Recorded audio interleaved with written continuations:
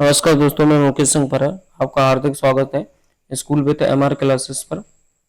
आज का हमारा टॉपिक है मणिपुर भारत का हिस्सा कैसे बना। और आज हम एनसीईआरटी पर कुछ बातें करेंगे। और हमें सबसे पहले ये समझना है कि मणिपुर भारत का हिस्सा कैसे बना, लेकिन उससे पहले हम ये जानना चाहेंगे कि मणिपुर का कुछ इतिहास क्या है। तो मणिपुर के अगर हम इतिहास की बात करें तो मणिपुर का अगर नाम देखा जाता है या मणिपुर का जिक्र देखा जाता है तो मणिपुर का सबसे पहला जिक्र जो है महाभारत में मिलता है। यहाँ के राजा एक थे जिनका नाम था चित्रवान की पुत्री उनकी चित्रांगदा की शादी अर्जुन से हुई थी। इसलिए मणिपुर के कई पूर्व शासकों ने ये मानना है कि वो अर्जुन की वंशक थे।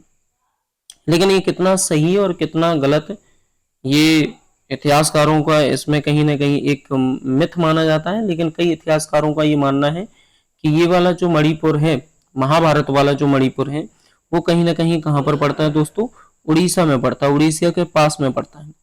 तो आज की अगर मैं मणिपुर की बात करूं कि आज का मणिपुर जो आज का मणिपुर है, आज की अगर मैं मणिपुर की बात करूं तो आज का मणिपुर भारत में कैसे विलय हुआ, हमारा सबसे बड़ा क्वेश्चन ये है।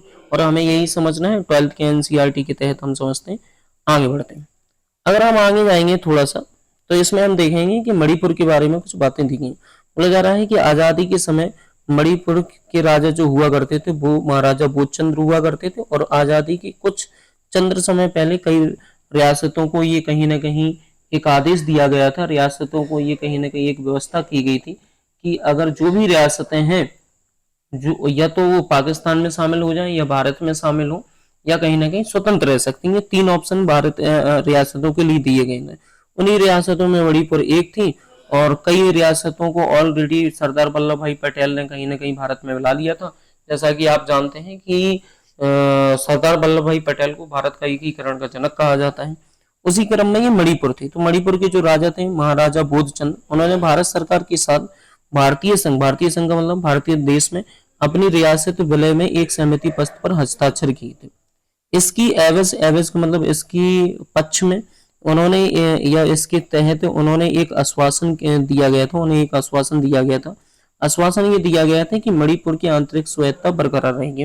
मतलब आश्वासन का मतलब होता है ये एक भरोसा दिलाया गया था कि आप भारत में भारत की रियासत मतलब आप भारत के विलय पत्र पर हस्ताक्षर कर दीजिए और हम कहीं ना कहीं मणिपुर की जो आंतरिक स्वायत्तता है, मणिपुर की जो आंतरिक सरकार है, उसको हम बरकरार रखेंगे।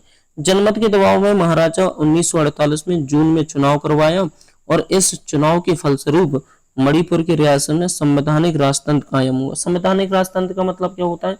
संवैधानिक राजतंत्र का मतलब होता है कि जो राज्य की सर्वोच्च सत्ता होती है वो कहीं ना कहीं राजा के पास रहेगी, लेकिन जो सरकार चलाई जाएगी वो राजा के तरीके से नहीं चलाई जाएगी, वो संविधान के अकॉर्डिंग चलाई जाएगी। इसी को हम संवैधानिक राजतंत्र कहते हैं। क्योंकि एक तो होता है राजतंत्र, राजतंत्र में क्या होता है, पूरी तरीके से जो सरकार कंट्रोल करती है वो राजा कंट्रोल करता है। लेकिन संवैधानिक राजतंत्र का मतलब होता है वहां से संविधान के अकॉर्डिंग कहीं ना कहीं राजा सरकार चलाता है।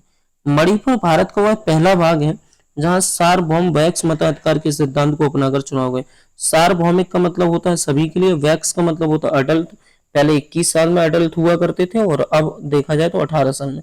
और मताधिकार का मतलब होता है मत देने के अधिकार, मत देने का अधिकार। तो मतलब सार्वभौमिक, चाहे पुरुष हो चाहे महिला हो, सभी के लिए वैक्स मताधिकार के सिद्धांत पर काम करके कहीं ना कहीं ये चुनाव कराया गया था। मणिपुर की विधानसभा भारत के विलय के सवाल पर गहरे मतभेद थे। मणिपुर की जो कांग्रेस चाहती थी कि इस रियासत को भारत में मिला दिया जाए, जबकि जो दूसरी राजनीतिक पार्टियां थी, कुछ अन्य राजनीतिक पार्टियां थी, वो मणिपुर की वो इसके खिलाफ थी। वो ये चाहती थी कि मणिपुर को भारत में नहीं मिलाया जाए। और मणिपुर की जो निर्वाचित विधानसभा अब सरकार ने किया गया, भारत सरकार ने क्या किया, भारत सरकार ने ये किया कि मणिपुर से जो निर्वाचित विधानसभा थी उससे बिना किसी सलाह के, परामर्श का मतलब होता है सलाह लेना, बिना किसी की सलाह लिए भारत सरकार ने महाराजा की पर दबाव डाला और भारतीय संघ में शामिल होने के समझौते पर हस्ताक्षर कर दिए। दवा ये डाला गया दवा ये डाला गया कि भारतीय संघ में शामिल होने के समझौते पर क्या करते हैं, हस्ताक्षर करते हैं। और भारत सरकार को इसमें सफलता भी मिली। और मणिपुर इस कदम को लेकर लोगों में क्रोध और नाराजगी का भाव पैदा हुआ और इसका असर आज तक भी देखा जाता है। जैसा कि आपने कुछ समय पहले देखा होगा कि कहीं ना कहीं मणिपुर में कई हिंसात्मक चीजें हुई। लेकिन अगर देखा जाए तो मणिपुर को अगर पूर्ण राज्य का दर्जा कब दिया गया था, तो मणिपुर को पूर्ण राज्य का दर्जा दिया गया था दोस्तों 1972 में। कब दिया गया था? 1972 में। तो हमने आज ये जाना कि मणिपुर को कैसे मिलाया गया था। अब हम धन्यवाद दोस्तों।